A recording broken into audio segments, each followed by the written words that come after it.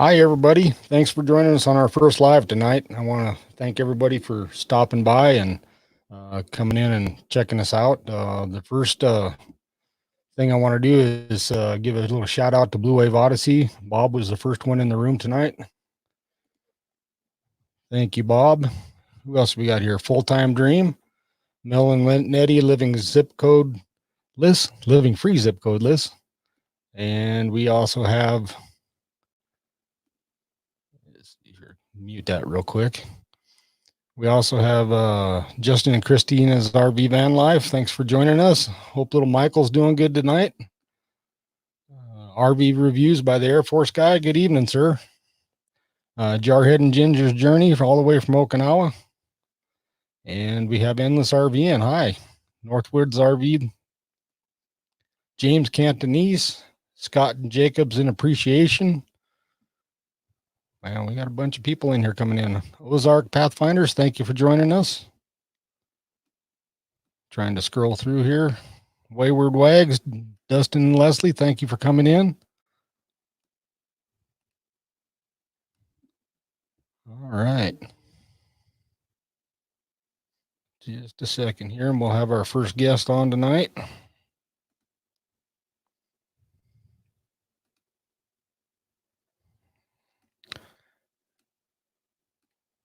All righty, there we go.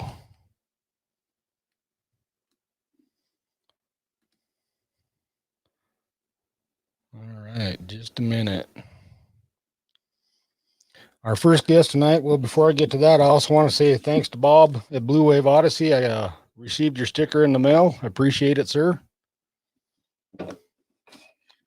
And we'll go ahead and get on with our first interview. I'd like to introduce Ron and Judy from Full-Time Dream. I'm going to have them come on and talk a little bit about their channel. And they had me do some genealogy lookups for them, for her, Judy's uncle and great uncle. Both were, one was killed World War II. The other was killed in World War I. I'm going to bring them into the room. How you guys doing? Doing well. Well, tell us a little bit about your channel.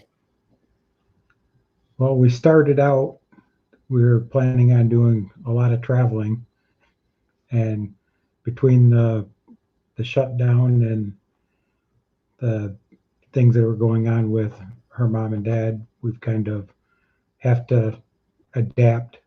We'll be doing a little bit part-timing instead of full-timing, but the full-time dream is still there. We're still dreaming. Still dreaming there, huh? You guys are in New York right now, correct? Yeah, just south of Buffalo. Just south of Buffalo. Very cool.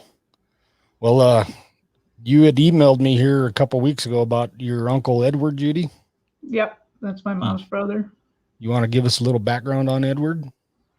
Little family. Don't really have any. That's why it's kind of neat to get the information we're getting from you. Is my mom really never talked about him too much. It's my mom's eldest brother, and then she had another brother, Leon, in between. And then going to the great uncle, I mean, I never even really knew anything about them at all. So this is actually filling in quite a bit of our family history. All right. I had to send a text message to our other guest, our next guest, so sorry about that. No problem. Well, I'm going to show a short video. Let's see if I can do this here. We'll talk about Edward first, and then you also sent me a little more information about another. It's your great uncle, which is your mom's uncle, right? Who served in World War I, and we found some information, a little bit of information on him. I haven't had time to really research him in depth, because of working full time and other. We're in the middle of yard sales and everything else, downsizing and get ready to go full time ourselves. So nice. But I'll get you some more of that information too. But I have a little bit on him that I'll share with you tonight. Cool. See if I can do this first video here real quick. All right. Let's see if it's going to let me play.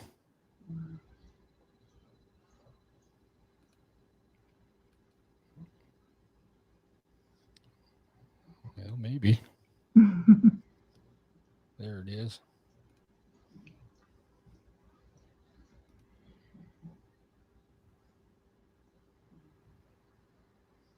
Can you hear that okay? I'm not hearing anything. No, I don't hear anything right now. Oh, I know what I did wrong. Sorry about that. Give me 1 second.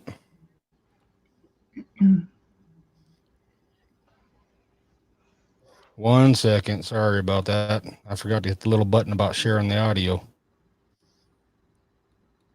Still getting used to StreamYard. Okay, let's try this again. Share screen.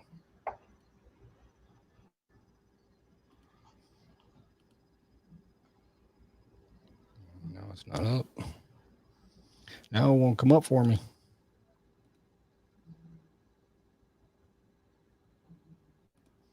1 second. Chat amongst yourselves.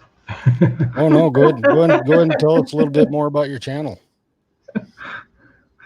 Well, we started March 1st, and then, like we said, life took a big turn, and my dad passed away, and now I'm my mom's full-time caregiver. So we're not sure what we're going to do and when we're going to get out, but we're trying to keep it going as best we can. That's why we reached out to you about Judy's uncles, because her mom has short-term memory loss, but she remembers she was 9 years old when her brother died in the war.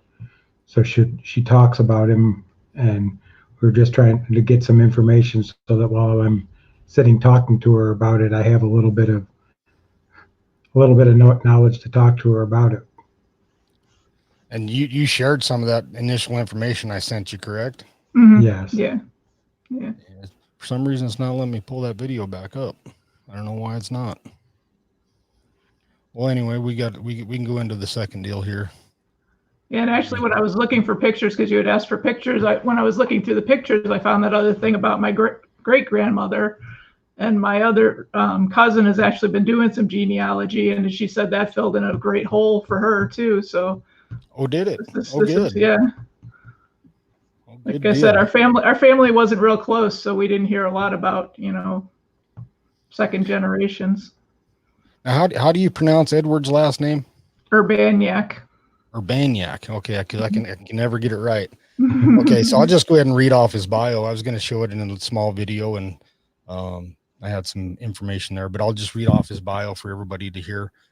Private Edward Yu-Baek, Army serial number 327-39340, was born 30 March 1923. He was the eldest of three siblings to parents Joseph and Tilly of Erie County, New York. Prior to his enlistment, Edward worked for J.H. Williams and Company of Buffalo, New York. And the interesting thing about this company, that company is the modern day maker of the Snap-on tools. So they're a big tool manufacturer. On 21 January 1943, Edward enlisted in the U.S. Army and was assigned to the 105th Infantry Regiment. The 105th was formerly the 2nd New York Infantry, which was the National Guard Regiment of New York. They had saw action in a number of conflicts, including the Civil War, the Spanish-American War, the Mexican border dispute of 1916, World War I, and finally in World War II. For their service in World War II, the 105th was inducted into federal service and assigned to the 27th Infantry Division on 15 October 1940 with service in the Pacific Campaign. And they were there wasn't too many Army units that were serving in the Pacific at that time. They were all over in the European theater. The regiment left Hawaii on 31 May 1944 and made their first amphibious landing on Saipan on the 17th of June 1944, where it fought with the rest of the 27th Division for the first time. At this same time, the 27th Division was also fighting with the Marine Corps regiments that were over there, which was the 2nd and the 4th Marine Divisions.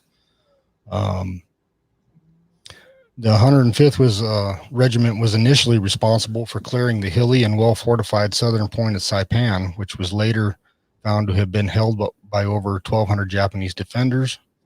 Following this extremely bloody assault on Mount Tapawattu, the island's key defensive position, near the end of the battle, the 105th also bore the brunt of the largest Japanese banzai charge of the entire war. Its 1st and 2nd battalions killing by actual count 2,295 Japanese. As a result of this grisly fighting, 3 soldiers of the 105th were I can't even say it. They were awarded the Congressional Medal of Honor after their death. During the objectives of taking the mountain from the enemy, the Army units there were giving these objectives dramatic names. Hell's Pocket, Death Valley, Purple Heart Ridge were just some of the ones that they used. It was certainly true that the terrain was perfect for the dug-in Japanese defenders. Visibility from the slopes of the mountain and from the ridge gave the fields of fire to rake any attack up the valley. It was during this time that Edward was wounded in action, and he had been evacuated to a field hospital. Edward succumbed to his wounds on 12 July 1944, 3 days after the United States forces had secured the island from the Japanese. His remains were transferred to the National Memorial Cemetery of the Pacific Punch Bowl in Honolulu, Hawaii. So that was the bio I had written up for you. Right. So what all new information did you learn in that? Well, the exact battle that he was killed in. My mom knew he was in Saipan, but I mean, again, I don't know when she would have told me that information, but it was just interesting. And then you said he had gotten a Purple Heart and the Bronze Star also, so I didn't know that. So that's awesome to learn. Yeah, he'd been awarded the Purple Heart and the Bronze Star, and the only reason why I actually knew that, well, the Purple Heart was for his death, the only reason why I knew that is I was able to find a picture of his headstone. Was that the first time you all had seen the picture of his headstone when I sent it to you? I did see it once before because my aunt and uncle did make a trip to Hawaii. Leon, her brother, did go down there at one time. Oh, okay. So, let's see if I can pull that one up. See if StreamYard will be nice to me. You can't join the stream, Tater. There we go. You guys see that one all right? Yep. Yes. All right. And then I also found, let's see if I can see it here. It'll let me do it. That was his World War II draft registration card. Yep. So it's showing where where he was living at the time that he registered. Yeah, my mom talks about Corner all the time. Yeah, and that's where I found the information on who he was working for at the time. It was J.H. Williams and Company in Buffalo. All right. Well, we'll move on here to your other uncle, if you don't have any more questions about Edward. Nope, I'm curious to hear about the other one. Yeah, I was able to find a little bit. He also served with the New York, another regiment that was a New York National Guard unit that was federalized and sent over to France for World War I. Let me pull his up real quick and see if it's going to let me do that one. Sorry about that. The picture of the boat that I had sent you, do we know which one that might have been from? Or I don't know if you could tell. Yeah, I couldn't tell. I couldn't see any names on the side or anything. You want to give us a little background about your Uncle Stephen, great Uncle Stephen? Yeah. Oop, here's my cat. I honestly didn't even know anything about him. Yeah. Nothing at all, and your mom hadn't mentioned anything? My immediate grandparents, from this side of the family, my grandfather was deceased just after I was born, and then my grandmother died when I was 7. So going back even farther from that, I didn't, like I said, that part of the family, my mom didn't really talk to too many people. And yeah, he was born in New York, and he served with the 305th Infantry Regiment. Pull that one up real quick, see if it'll let me do this one. And it's not doing it. Okay.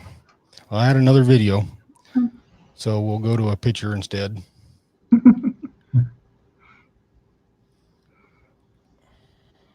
The fun stuff about being live. Yeah, exactly. Well, and I even rehearsed some and went through some of this, and it was playing fine earlier. we can entertain people with my cat if you want for a minute here. And I got my next guest in the back room sitting there laughing at me. Yeah, he's probably shaking his head at me and going to tell me he taught me better than that. Okay, just a second here. Let me share this one real quick. Beans, the photos are working. Okay. There we go. How do you pronounce Steven's last name? Sokinensky? Sokinensky? Yeah. S-O-C-N-S-K-I. Sokinensky. Steven, his serial number was 1699558. This is his veteran service card. It shows his residence living in Jamestown, New York. He was inducted, so when he was drafted into the Army, served with Company L, 305th Infantry Regiment from the time that he was shipped off from the United States to France until his death. He served overseas from 16 April 1918 until he died on November 10th, 1918. And what I found out about him is he died 11 days before the end of World War I. And it was during the Moose-Argonne offensive. It was the last big push for the Allies. And I'm hopefully going to show you something you haven't seen yet before. This is his headstone at the American Battlements Monument Commission's cemetery over in France. Oh, that's cool. And I actually have a better picture coming for you. I emailed the cemetery, and they're going to get us a picture, but due to the COVID events that are going on worldwide, it's going to be a little bit before we get it. But yeah, that's his headstone. And you had shared a photo with me. Yeah, I didn't know if that was what that was or not. It wasn't. It actually wasn't his actual. Yeah, it wasn't his actual. But your great grandmother actually was sent a letter by the United States government, and they paid for her to go over to France to actually see to see this. And so she actually looked at this headstone right here. Yeah, that's neat.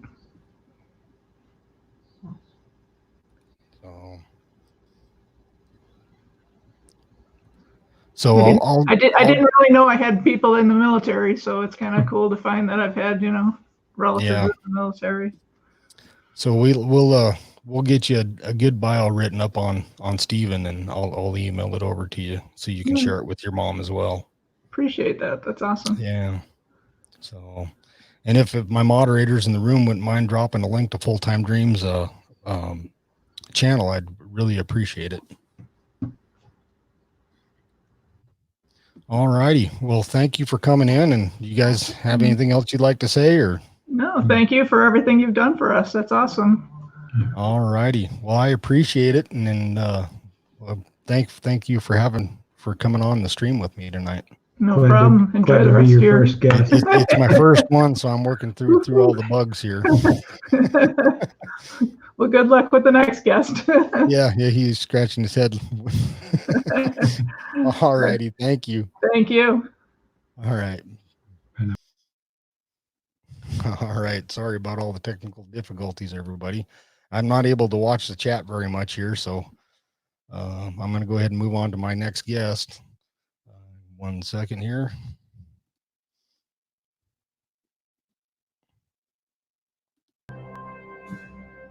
I'm an active duty Army National Guard captain, so I wear a uniform 9 to 5. I've had the pleasure of serving my country for the past 17 years. My first combat deployment was to Iraq in 2005 and 2006. And war changes anyone. You go back a different person, even if you don't want to admit it. Your loved ones can see it. And for a combat veteran, you need an outlet to kind of heal the soul, if you will. I found my therapy, if you will, through collecting antiques. As I started to venture into these shops, I started seeing discarded items, military items that belong to veterans of all services. So I began to rescue those items, and it's really how this journey began. For Christmas, my mom decided to buy me something along those lines, and she found a posthumous Purple Heart in an antique shop, of all places. Posthumous Purple Hearts are essentially presented to each family after their soldiers have lost their lives on the field of battle. And it broke my heart to think that this soldier who sacrificed his life for us, his medal was just kind of lost along its own journey. And it set me on my own mission to find out everything I could about him. So when I picked up the search, I knew the soldier was of Italian descent. And within the town of Watertown, they have the Italian American Civic Association. So I decided to go over there to see if they knew of the family. They actually led me to some other locations in town, his high school. I actually got to visit the house he grew up in, some of the archival records in town at the city clerk's office. They actually have the historical records on hand, and it listed the entire family. Corrado meant the world to that family. He was well known in the community, and they never really got an opportunity to memorialize the brother they loved. So that family wanted to hold a return ceremony to do just that. And 80 members of their family traveled from all over the country to attend this service. Before the return, I got to witness their first ever family reunion.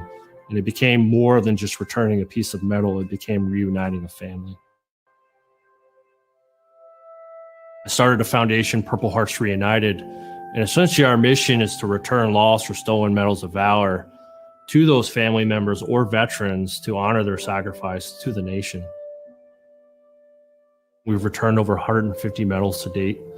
We receive around 3 to 5 medals a week, a lot of times unannounced. Right now, by myself, I can only return about 35 medals a year, but we're receiving hundreds of medals per year. My ultimate dream would be able to return every single medal that I receive within that year. For me, this is my calling. This is my mission in life, to return these lost medals and to honor these men. It's something that gives me clarity in my life. It gives me closure. To be able to meet these families, to give them a hug, to tell them thank you, it just means the world to me. And it makes me feel like I have a purpose in my life. Hey, Zach, how you doing? Your mic's on mute there. Can you hear me now? I hear you now, sir. How you doing? Good. How you been? Oh, not too bad. I haven't seen you in a long time. It's good to see you. It was just as long as that video 5 years ago. Now I got about 3 more chins. So yeah. Well, me too. I'm actually losing a little bit of it. So I like the handlebar mustaches. I just kind of want to take you for a spin. Yeah, exactly. You so look a lot has changed since 5 years ago when this video was first done. I only showed a part of it, but you're now a major in the National Guard there in Vermont. And I think you've switched, and you're now serving with what regiment you're serving with now? It's the 1st Vermont Regiment, which is a cavalry regiment. Not like the old school soldiers on horseback. Basically, we are the eyes and ears for the brigade commander, and we go forward of the line and scout the enemy. So I'm getting old, though. 22 years in the Army, it's about time for me to hang it up. No, you got a few more years left, don't you? We'll see. Couple. And a lot has happened in 5 years since that video with Purple Heart returns and Purple Heart Reunited's mission. Can you kind of go over some of where we're at or where we're currently at today?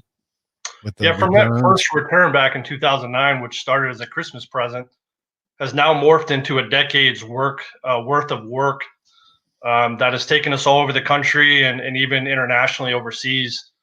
To date, we've returned over 800 lost medals. If you add up all of the items associated beyond just the Purple Heart, service medals, paperwork, jewelry, personal effects, and things of that nature, we've calculated we're about 3,000 plus items that have been returned to families all over the world.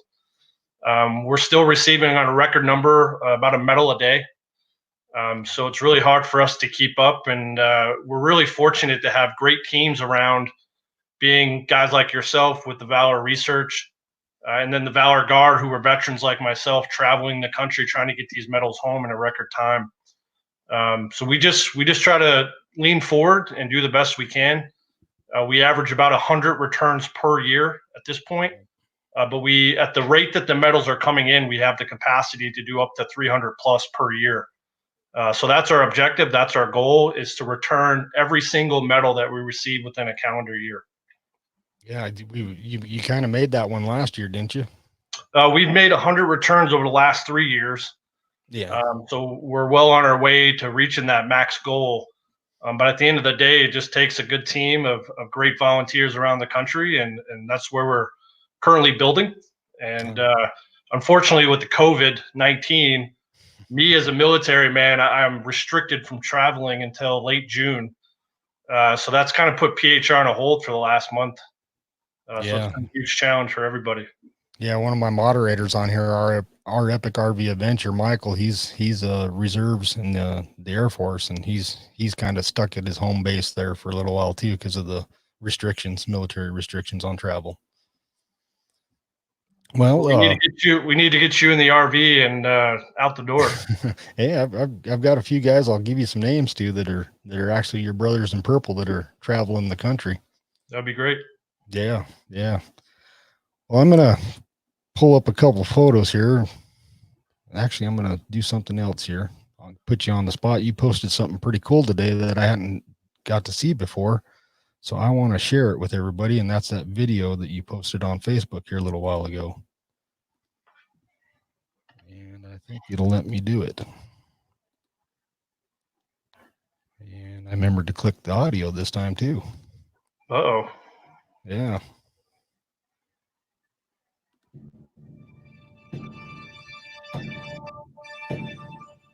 Purple Hearts Reunited. Its mission to return lost military medals of valor to veterans or their families in order to honor their sacrifice to our nation.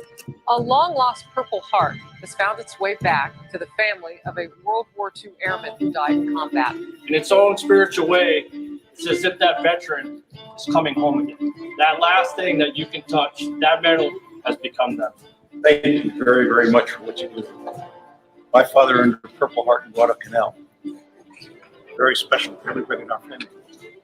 I've been collecting antiques for about 7 years now. While I was venturing into these shops, I noticed a lot of veteran military items. Which ones would you like to see? These ones right here. It really broke my heart to see medals within these shops. So I started to rescue them. Now, the family of an American World War II war hero being reunited with the Purple Heart that he earned in the Battle of the Bulge. We received 3 to 5 of these medals a week. They're being found all over the country in old abandoned homes, vehicles, furniture. Metal detector enthusiasts are finding them buried in the ground. A dog dug a Purple Heart out of the ground about a foot deep. If you could envision it, a Purple Heart has been discovered in that point of time. They were shelling all around me. Then I heard one that just got my name on. He was wounded in action, and I'm very proud of him. It's gone. It's like not really the same. A shell came right through between the pilot and co-pilot. I thought I was blind. I was wiping blood off my face, you know. On behalf of a grateful nation, thank you for your service and thank you for your sacrifice. The proudest thing for me doing this work is we get an opportunity to tell the world who these guys were. We need to do something for our country to honor our men and women who have shed their blood in the field of battle, who have sacrificed their lives for us. Tonight, the Atlanta Braves are proud to celebrate the heroes of our nation's military.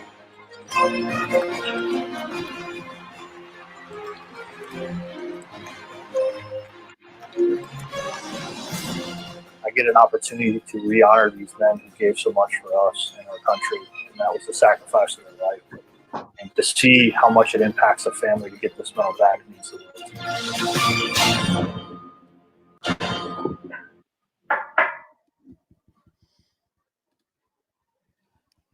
Yeah, that was a pretty good put together video there.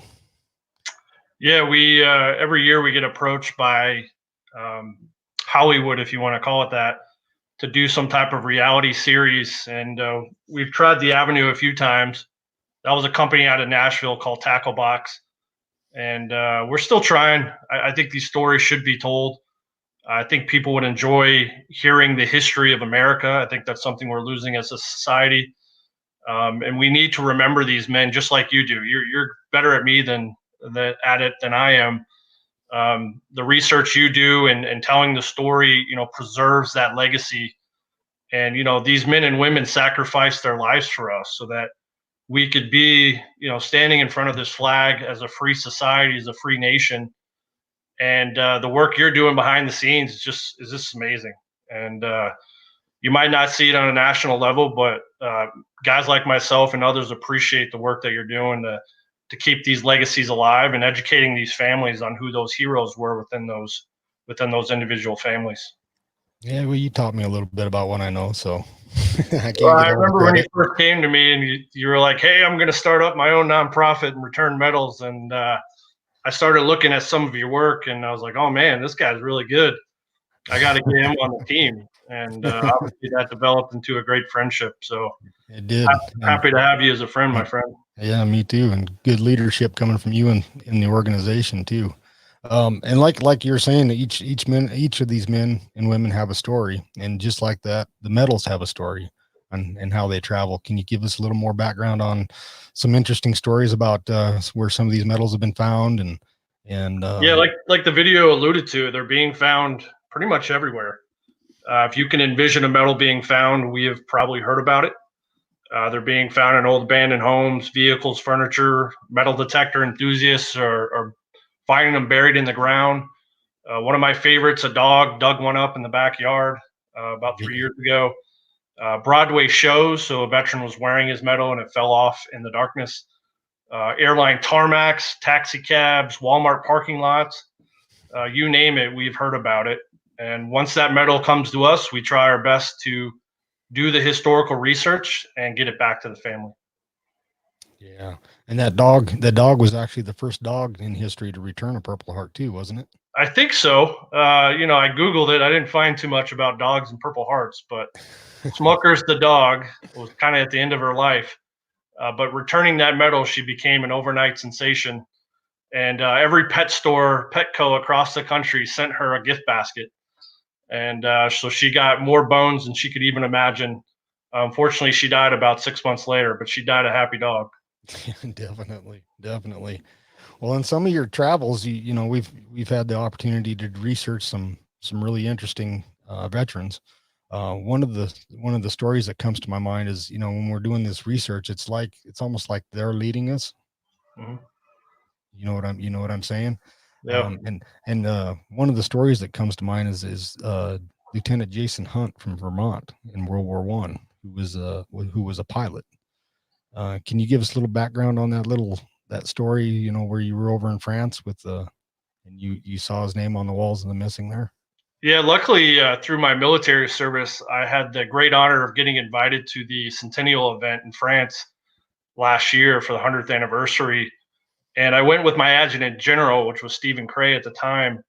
And we went to one of the national cemeteries, and we were asked to participate in a wreath laying.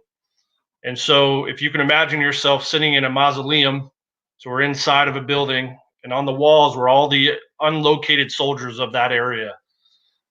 You know, those soldiers that were found had a cross cemetery on the greens, but everyone that was unidentified or not found, missing in action, were basically inside these mausoleums. And my general was staring deeply at one name on the top right wall. And I just gently asked him, "Hey, sir, what are you looking at?" And he said, "Lieutenant Jason Hunt, Vermont." And he was in the 27th Aero Squadron. And he was a pilot. He's an Air Force general, and he flew fighter jets. So obviously he saw Aero Squadron, and that kind of, you know, caught his attention, other than the fact that he is also from Vermont. So I took it upon myself to start researching everything I could about Lieutenant Hunt, primarily to kiss up to my general. That's primarily why I was doing it. I'm not going to lie to you. But over the next course of 2 or 3 days, I started sharing this information. We were bonding over this veteran from 1918. And when we returned home, this is the crazy part. I remember laying in bed next to my wife, and I was checking my messages, and I received an email literally 3 days after seeing this name from his family inquiring about the Purple Heart they never received. You can't make that up. It pretty much brought me to my knees. It floored me. I could not believe that, you know, something like that could happen. But it's not surprise. We see stuff like that all the time. And I do believe that some of these veterans are steering us in the right direction. They're just using guys like John and me as a vehicle, and we do the best we can to get that information or that medal home. Yeah, that's just one of the many stories that comes to mind. We're in the middle of researching it, and a few days later, the actual nephew who we identified prior to actually contacts us, and it's crazy. Well, I think there was one that you researched. The guy was my dad's neighbor. Yeah, in Tennessee. Yeah, he was. So when I called him, he's like, "Who's your dad?" I said, "Hey, it's Don Fike," and he goes, "Yeah, he's my neighbor. I can throw a rock at his window right now." So, pretty amazing stories. It is. It definitely is. Well, I'm gonna pull up a couple photographs here, see if it'll let me do this real quick. It's not my mugshot, is it? It might be a few of them. Oh, my baby photo. Exactly. Just a sec here. I got too many things open. All right, let me close that one. Close that one. Too many.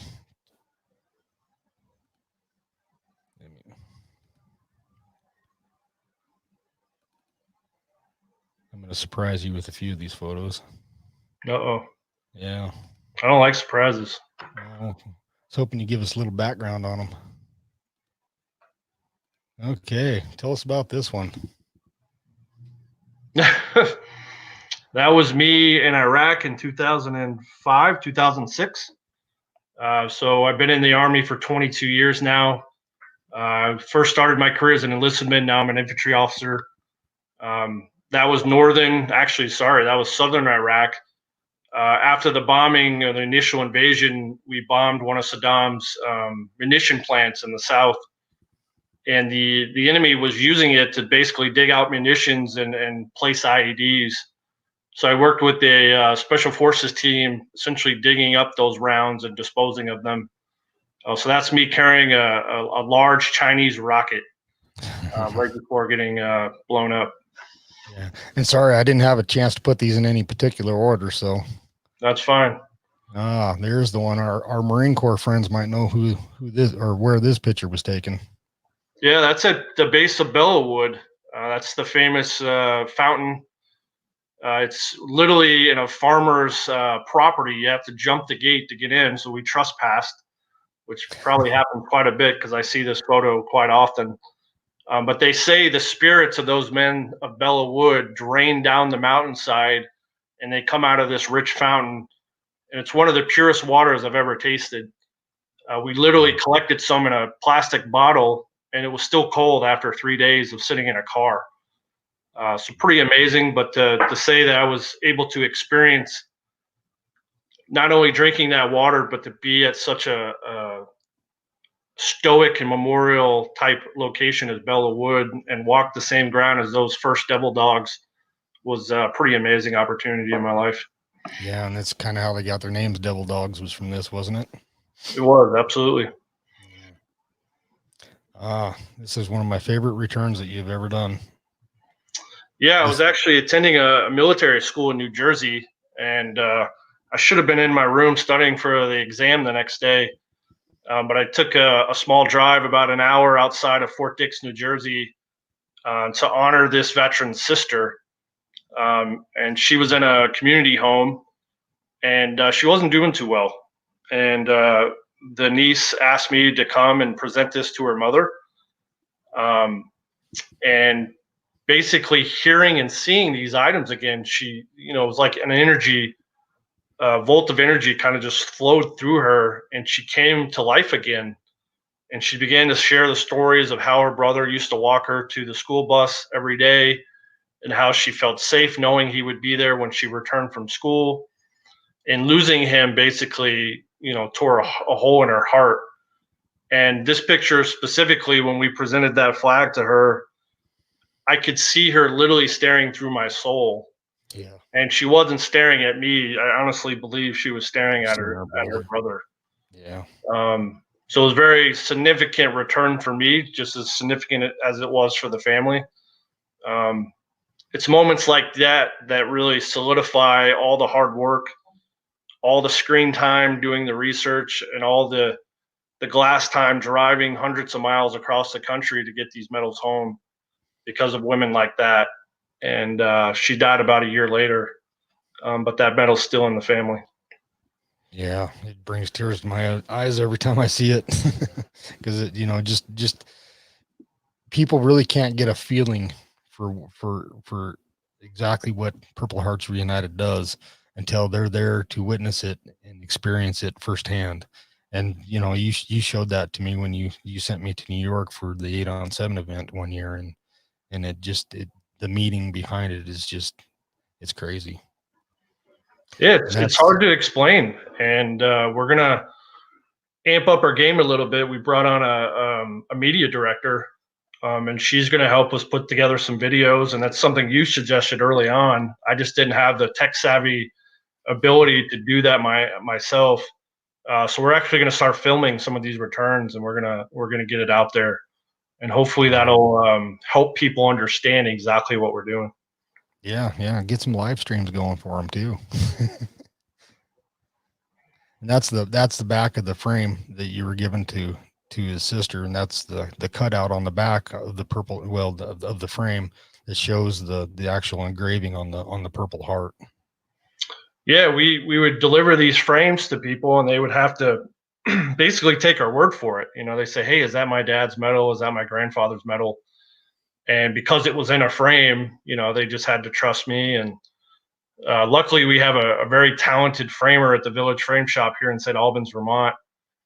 His name is Dan, and he was able to put a window on the back of the frame. So now families can turn that frame around and they can see their family member's name. And it's, you know, that frame is kind of the centerpiece of what we do, and really touches family when they see it the first time. And you know, being able to read that name on the back of that medal, you know, that symbolizes them, and it means a lot to those families.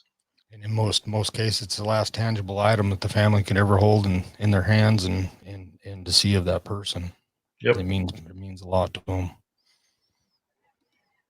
Okay, tell us about this photo. Yeah, that was a pretty neat event. The old man on his knees down next to the kid there, that's Rick Daigle. And he married a woman who was previously married in the 40s to a veteran who was killed in action.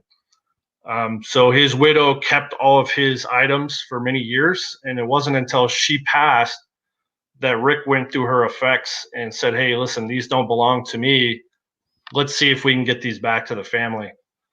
So he turned to Purple Hearts Reunited for help, and we were able to find not one set of family, but two sets of family.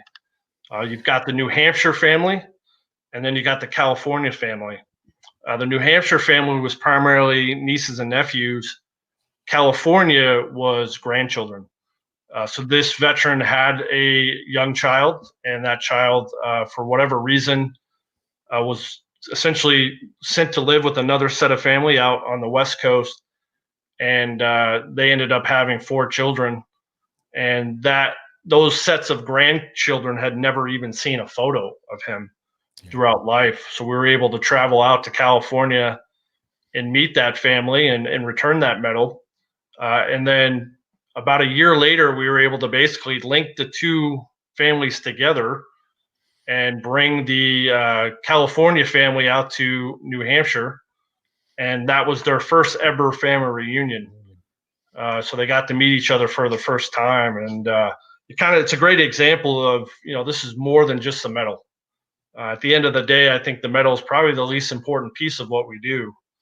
It's bringing closures to families. It's bringing families back together for the very first time. In this case, showing a family member what a hero looked like with a picture they haven't seen. I mean, it's endless. The second, third, and fourth order effects through just simply giving something back is pretty amazing. Yeah, it is. It is. This is a photo I actually took of some returns here in Colorado that we did a few years back, where I visited Fort Logan National Cemetery and was able to reunite the frame with the veteran. We returned this one to his nephew. Oh, his grandson is what it was. His grandson. That's one of my favorite photos. I mean, it's really powerful to see the medal next to the grave, and essentially you're kind of reconnecting the veteran with his own medal. So that was a stand-up job on your part. Yeah, I just happened to be working over in the Denver area, and it worked out good. So The next one was a Colorado return too, and it's Sergeant Eben. He was a Korean War veteran. He was wounded in action twice, and he's actually received, I think he received the Silver Star as well. But I think it was either Silver Star or Bronze Star. Bronze Star, one of the two. Yeah, I can't remember off the top of my head, but he was living out in Washington State, and somehow his medal had gotten lost, and I can't remember how we came across the medal, if it was from a collector or eBay or somewhere, but we ended up getting his medal, and he was still living. He's living in his son's home in Eagle, Colorado, and we were able to go out there and visit him firsthand and actually return the medal to him. And it was really, really an emotional night. When he saw that frame, Zach, you wouldn't believe, well, this is the first time that he's actually getting to look at the frame. Yeah, you can see it all over his face. And again, you got to experience, you got to witness it, and you've had that opportunity. And to see the look in that man's face and see the appreciation and the emotion, we've brought a piece of that family member back to them. Whether it's a medal or a frame or a document, to be able to reconnect with someone that you loved and that you lost means the world to somebody. So yeah, you definitely made an impact with that one. Yeah, it was really cool. His 3 boys and his daughter were there, and they got to hear some of his stories, and it was a great night sitting down there. And they went out and bought pizza, and we had a little pizza party there at his dinner table, and we just chatted. It was an amazing deal.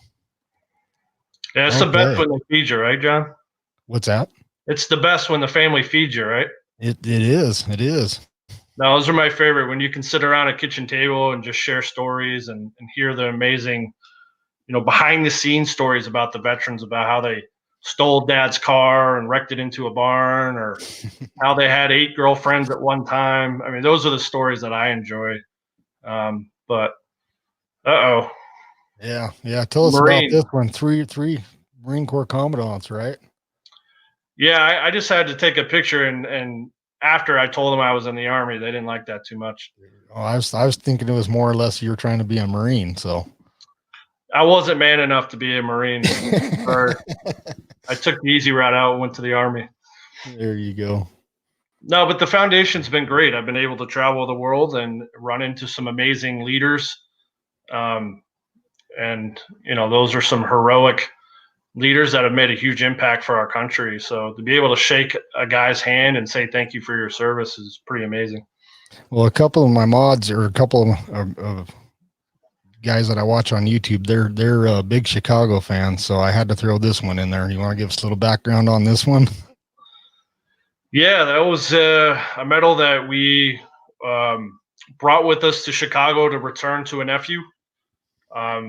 I always knew of that sign. I don't hate me. I don't remember what street that is, but I thought that would be a cool shot. He was a Chicago boy who died, unfortunately, in Vietnam. So I wanted to find an impactful picture to go with the frame. And right after that, we got it to the nephew. So I believe that's one that you rescued, John, if I'm not mistaken. Yeah, it was. He was a Vietnam veteran killed in action, and it was one of the saddest Purple Hearts I ever researched.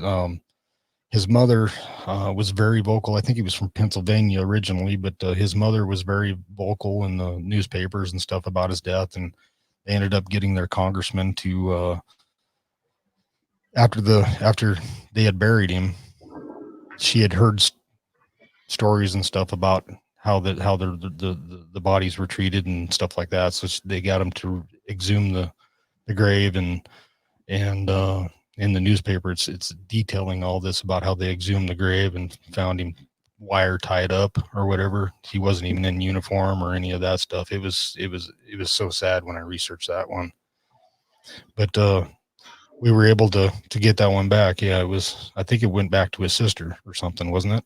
It was a nephew. Okay. Yeah, it was his sister's son. Yeah, that's right. She wanted him to have it, and those stories aren't uncommon. Unfortunately, the government isn't perfect, so we make mistakes, and it's good to know that a family went the extra mile to make sure her son was taken care of. And as you can see, I go to the extra mile to be with the Dallas Cowboy cheerleaders. Yeah, it was good that they, my favorite football team. It was good that they got to meet Zach. Yeah, right. Yeah. My wife wasn't too happy with that photo. And this one here is another little hobby of yours, I guess, as you're also an entrepreneur. Yeah, for any military, service person who's transitioning from the military, it's a tough transition. I think that's why we're seeing some of the suicide rates that we are. The military teaches us a certain trade that sometimes doesn't transition or equal another civilian job once we get out. And I think people just don't have any direction. They don't know which way to turn, and they unfortunately turn to drugs and alcohol, or maybe they don't have a strong family network. So we've decided as a group of friends to start early while we're still serving, to start some businesses on the side. We dedicate nights and weekends to trying to build these businesses. And right now we have our hands in a brewery and now a distillery called Danger Close here in Vermont. And, I've always given back through the foundation, and I've never really done anything for myself. And I was never good with my own hands. It's like my dad fixing engines in the car. I couldn't really build anything with wood, but I was able to teach myself how to be a distiller. And so now I'm making bourbon, and we've been going for about 2 years now. We've got about 15 barrels aging, and feels really good. It's really therapeutic to be able to sit next to the still and do something like basically create something yourself and create, bourbon. It's really, really fascinating for me, and kind of I find peace through it, and it gives me hope for the future when I do hang up that uniform to have something to turn to. I'm not going to be alone. I'm not going to be lost in the dark. I'll have something to do and keep me busy. And I think every veteran just needs to do that. They need to find something they love, something they're passionate about, and get ahead of it before it's too late.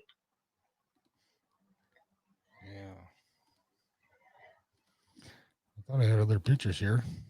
Oh, there we go. John, did you raid my Facebook page or? I did, man. I did. I had to get all the good photos here. I left a lot of good ones out though, but this is a good all one. Copyrighted. I might have to get something going here.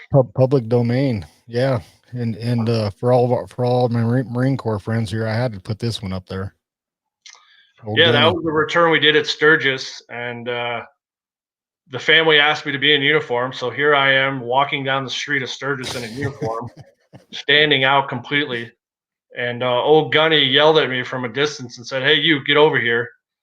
And he gave me a hard time for about 2 minutes. He was obviously just joking around, but everybody knows Gunny. He's a big supporter, or was a big supporter of the veteran community. Unfortunately, he's passed on. But anybody that's watched Full Metal Jacket knows everything there is to know about the Gunny. Yep. That was a special one for my brother-in-law. You were actually over in the Philippines, and you got to go to Manila, and you actually got a picture of my brother-in-law's uncle's headstone there at Manila American Cemetery. And my grandfather fought in the Philippines as well. So it was definitely, for me personally, it was a great trip, once in a lifetime. I don't think I'll ever get back. But be able to do that for you and your family, and to send that picture meant the world to me. Yeah, you also took a couple pictures of some unknown graves for me that I was actually, they're tied to some POW-MIA cases that I worked on. And after you had been there, there's been a few of those graves that have been disinterred, and they're sitting in Hawaii awaiting identification now. So that's awesome. It was kind of cool to get a picture of before, and I'll get some pictures for after they're identified. And that's Dan's frame. I just wanted to throw up a picture of all the framing that Village Frame Shop does for you. I mean, it's amazing work what they do with their frames. Yeah, Dan, I walked into his shop one day and asked him to help me. And, at first they were doing it for free. And as we grew up to 100 frames a year, it just wasn't great business for him or me. And I just couldn't stand by and, see him give up that much money. So he still gives them to us at a discounted rate. We're talking like 75% off. and he does an amazing job with these frames. They really tell a story, and you're just captivated when you see it for the first time. Even myself, every time I see them for the first time, I'm just blown away. But to be able to walk through someone's home and present that to them definitely makes a difference. Yeah, and here's another example of the frames. I'm gonna go over on time here. I only got a few minutes left, but there's nobody up after me, so I'm gonna keep going here for a couple extra minutes to get through a few of these photos. But this one here, Lieutenant Commander Murphy, this is another one that, man, the guy was loaded. He was a 3-war vet, and you returned this one in Washington D.C. on, I think it was I can't remember which, was it Veterans Day or was it Memorial Day? It was Vietnam. No, it was Memorial Day at the Vietnam Wall. So I got to experience that event for the first time. You know, my dad was a Vietnam veteran, so had special meaning for me.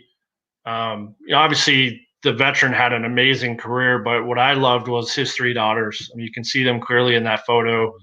They were just the sweetest women.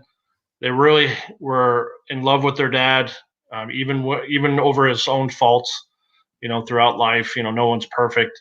And it really meant something to them, and they had their whole family there. There's a photo showing the entire family. There's about 25 family members there. But yeah, you know, we do some amazing returns and some amazing locations, and we try to make it an experience for the families, and we want it to be a memory that they'll never forget. Yeah, And, that was one of the ones that kind of threw me researching, because he had Army medals and he had Navy medals. Yeah, and he was actually wearing a special Mac V SOG in Vietnam.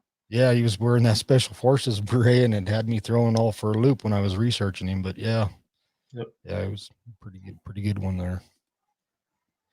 Tell us about this one and where Jess is located at here. Yeah, Jess Jaggers was Captain Jaggers, used to be our operations director. She's now moved on. She took a job at the Pentagon, so she's carrying on with her military career. But for about 2 years, she worked for us and did over 150 returns. This one was a home of honor return. When a family can't be found, we take those medals to what we consider a home of honor. This particular veteran, Ronson, served with the 101st Airborne Division, and this is at Currahee Mountain.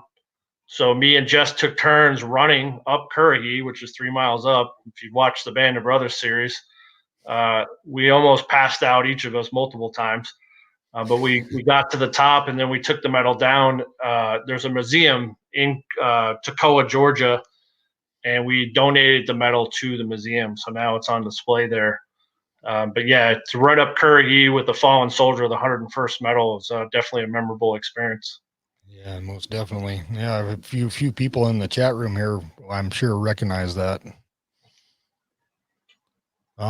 Here's a good France picture. Yeah, Martin Treptow. I don't know if you remember that story. I do. That's why I watched the Ronald Reagan speech. I think it was the year I was born, in '81. He talked about Martin Treptow, which was a soldier who unfortunately died on the battlefield, exactly in the spot that I'm kneeling. And they found a diary that basically said, you know, with all your might and with all his will, we must win that war. We must win that fight. It became obviously a famous speech through Reagan. But that's the exact location in the small town of France that they found that soldier, and they found that leaflet in that Bible. Yeah. There we go. There's a nice return. You were on Fox and Friends that morning. Yep. 8-on-7 is a big event we do every year. We try to bring in 8 families from all over the country. We found that bringing families that are all have shared something, in this case, loss, having a unique ability to bond and meet new people that share the same common interest or background. So we'll fly those families to a location, typically New York City, and we let the families have a couple days to explore, and then we do the returns together. And that 8-on-7 is a spinoff of August 7th, which is National Purple Heart Day. And we bring those 8 families from each of the time periods. We try to get World War I, World War II, Korea, Vietnam, and then Iraq and Afghanistan. So I think, was that the year you went, John? Yeah, that's the year I went. And that firefighter sitting next to you, you actually returned his Purple Heart. Yeah, he when he came home, he was wounded in Iraq, if I'm not mistaken. Yep. And he was honored in a parade, a New York City parade, and literally lost his medal while in that parade, and it was never turned in. So he kind of just didn't want to ask for help, which is what a lot of us veterans unfortunately do. And we heard about it, and we said, nope, we're going to get you a new medal, and we presented it to him. And this is another that would probably has pretty special meaning to you. Yeah, Angie was only 6 years old. It's the little girl to my left. When her father died in Iraq. And unfortunately, I was there in 2009, or excuse me, Afghanistan, 2009, 2010 was the bloodiest year of the war. We lost about 499 servicemen and women. And I was stationed on Bagram, so I attempted to go to all the ramp ceremonies that I could. And a ramp ceremony is essentially the last goodbye before a serviceman or woman is sent home to their families after being killed on the field of battle. And I just happened to go to this ramp ceremony before leaving country. And just recently, someone reached out to me, and unfortunately, his daughter never got any of the medals and went to an ex-wife. And so we had the unique opportunity to give her some medals for the first time. She's now 16. So 10 years later, she got to see some of her dad's medals for the first time. And I've got a new friend. I've challenged her to work for the foundation, so we're going to do some work together. She's probably going to support us on our 8-on-7 event in New York City this year. Oh, good. And it's just amazing to be able to help people, to be able to give back and to do something bigger than yourself. Just fills me with pride, and keeps me going. All right, getting back to the the beer topic and the distillery. What are you holding up there? It's 14 stars, raspberry Vermonter wise. Oh, okay. I was thinking that was the Valor Ale. No. This is the new raspberry. It's really good. Oh, okay. Yeah, it's my friend Steve. Steve is the owner of 14 Star Brewing Company, and he's still serving like myself. And again, we've partnered up, and we just want to make sure our futures are secured. And his flagship ale called Valor Ale, which is now in about 7 states in the Northeast, goes to help support Purple Hearts Reunited. So, through the researchers and through the gracious donors across the country, we're able to do our mission, and couldn't do it without him. Okay, this is another good one that I liked. He was a Vietnam veteran and served with the 5th Special Forces Group. He was entitled to actually 2 Purple Hearts. One he received, one he did not. So he was able to go through his congressmen, and they reached out to me to assist in establishing the ceremony. So we were able to do it right at the wall. And he got his 2nd Purple Heart in front of his family. So it was pretty amazing to meet a living veteran and to hear his story. So. Yeah, I had a question down there in the chat. Jerry at Happy Place Diaries, he's a retired command sergeant major. Sure. Army. He's asking how he can get some of that bourbon. We're kind of on hold right now with COVID, but it's coming out soon, and it'll definitely be available in Vermont, and then we look to expand across the country. But I can tell you, I've tasted it. It's really good. I'm not being biased. But send me a message, Sergeant Major. I can get some to you. Yeah, I'm still waiting for mine too. I sent you some of mine. You've never sent any back. John, you still owe me like $20, man. So give me my money, and then I'll give you some bourbon. Sounds good. All right, and here's another one real quick. That's Ensign Reuben Kelch. He was a distinguished, like a Navy Cross recipient and a Purple Heart recipient. He unfortunately died right outside of the harbor in New York City. They were hit by, I believe, a submarine. Yeah. A lot of people don't realize that the Germans were really close to our shores and attacking some of our ships. But he was a Brooklyn boy, and they named a park, Kelch Park, in honor of him. And it's right down the road from Yankee Stadium. And that's his niece, Florine, wonderful woman, and she is a diehard Yankee fan. Don't hold that against her, but I was able to, through one of our sponsors, facilitate her going to a Yankees game, and we treated her to a box suite, and she got presented her uncle's Purple Heart at that game. So it was really fascinating memory for her, and to see her full smiles, enjoying the Yankees meant a lot to everybody that experienced it. There we go. There's the one I've been waiting for. My dad, second generation paratrooper. He was a sergeant major as well, sergeant major. So I grew up, I didn't get away with anything. My mom was also one of the first female drill sergeants in the Army. That's how my parents met. They were both drill sergeants. But yeah, it's great to follow in your parents' footsteps or your grandparents' footsteps. And we're seeing a lot of that in today's Army.